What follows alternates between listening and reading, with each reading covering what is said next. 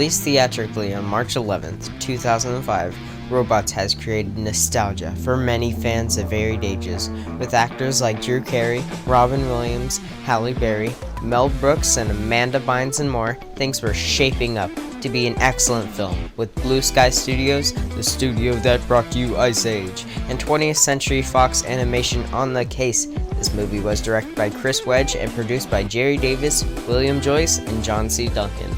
Today, we'll be doing a review sort of thing, or tell why that this is one of the best animated movies I've ever watched. And, without further ado, let's get right into the movie.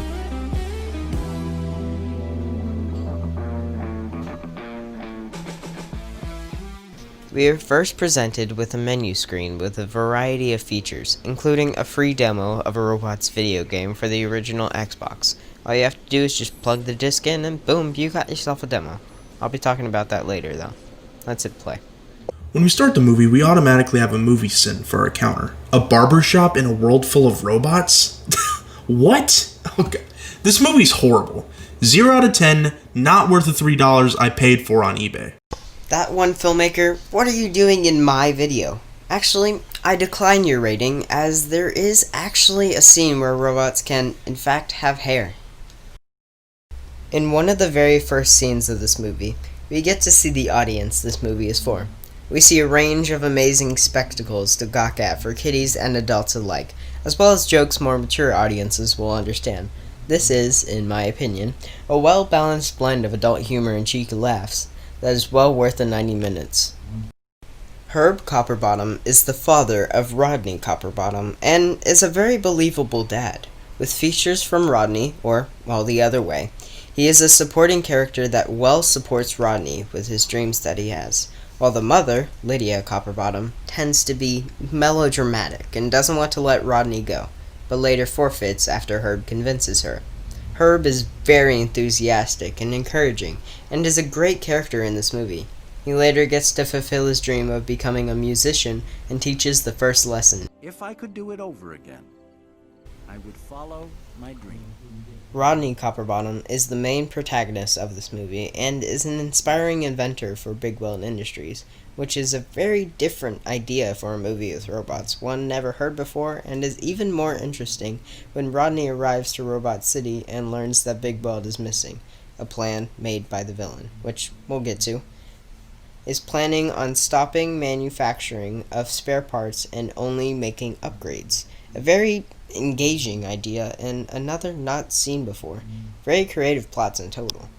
Rodney shows courage, persistent, and is a great role model for characters, and a 5-year-old named Active J. Paper. Yeah, that's not his actual name. Fender, voiced by Robin Williams, is a fan favorite character, and is arguably the best character in the entire movie. Fender plays an actually funny comic relief, with only some jokes outdated and were clearly meant for audiences watching in the late 2000s, such as the many fart jokes in the scenes with Fender in a skirt. One point to be made about the film is that Fender actually has more character development than the main character, Rodney Copperbottom. Rodney has the same goals and ends up being the same character he was in the beginning, with little to no change. Except when Rodney finds out Big Weld is not how it used to be. But that changes quickly. The repair montage near the end of the movie doesn't really change Rodney's character, due to the audience being able to imply that, of course, he would want to repair the town because he's the protagonist. But, you know, what am I saying? This is a family movie. It's not meant to be taken seriously. We see a glimpse of one of the best robots in the movie. The right there, we took a bit to pick up right there robot. I've had this song stuck in my head the entire time making this video. An absolute legend. Speaking of great characters, let's talk about Tim. Tim the Gatekeeper. He would make a great villain, and it's sad we only get to see him twice. His cockiness makes him a love-to-hate character. And the way the animation is done for Tim, where he acts and kind of looks like a Muppet, is also great and correlates with his slapstick humor. You really think I'm gonna let you in?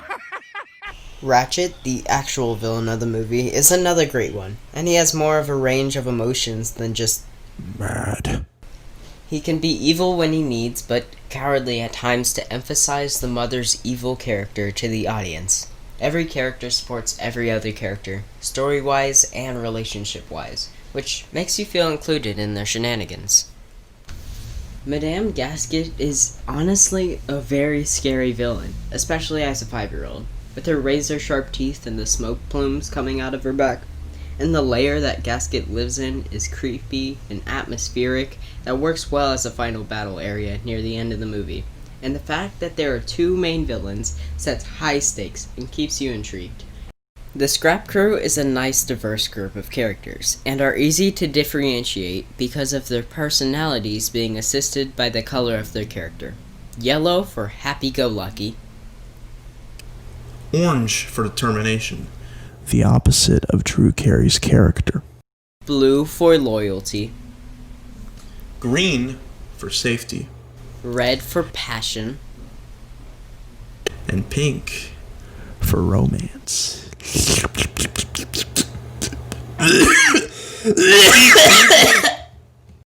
The character of Big World is a character that embodies the idea that the master can still learn and then become the student. And the whole domino scene makes me feel like a kid in a candy store. And just how amazing they made an aesthetic of black blocks with circles in a dark room makes you feel like you're watching Willy Wonka. It's memorizing. The atmosphere of this movie is magical. The use of elements of the real world being their own robot version creates a feeling of connectedness and gives a homey vibe, like a dog peeing on a fire hydrant or a smoke pipe as an exhaust pipe. They also make evil characters have sharp edges and the good characters have round edges to influence their evilness. It's pretty obvious that this movie started as a visual idea rather than a story idea. Then we get into the battle sequence. That isn't too choppy or anything. For an animation, it's done really well. And I really like how all the characters have their own set of abilities. It makes everyone feel unique. I would say it's better than the battles of Big Hero 6. No. Endgame. And once you cry your eyes out because the movie ended for the 4th time, you think, it's about time to enter the movie extras. A thing that the movie didn't even need to include. You get 2 mini games about the characters, and I believe a matching game to spend a little time on. Then we have La Piste de Resistance, a demo for a Mario Kart-esque robots game involving the transportation system used in the movie. Now, it's not much, but man is it fun. Just a very simple game used to market a future title of the Robots franchise. Yeah, that's it. Thank you to robotcity.fandom.com for some information on the characters and more. And thank you to Thatonefilmmaker for making an appearance in this video. I'm new to these kinds of videos, and I take a lot of inspiration from Blake and the effort he puts into his review-style videos, so make sure to subscribe to him. Also, this video was supposed to be put out like 3 months earlier, but I procrastinated big time, so my bad. So, anyways, if you like this video, then please dislike and hit that fat subscribe. Then again, and I'll see you in 4 years from now when you remember me as that one robots guy. Farewell. To all of your viewers, Active Paper, thanks for letting me be in the video, and I hope you all have a wonderful day.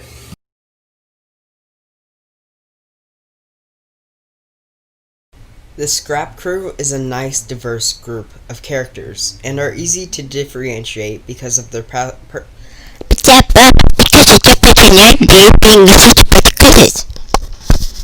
that sound?